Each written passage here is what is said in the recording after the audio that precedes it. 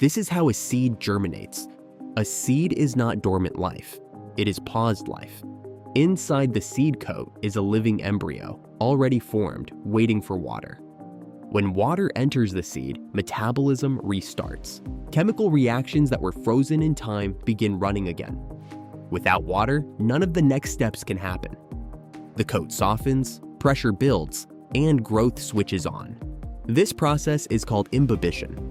Stored food inside the seed breaks down into sugars. That energy fuels cell division before sunlight is available. At this stage, the plant is still completely underground and dependent on its reserves. The first structure to emerge is the root, or radicle. It grows downward, anchoring the plant and absorbing water and minerals. Only once the root is established does upward growth begin. Next, the shoot grows upward toward light. Once photosynthesis begins, germination is complete.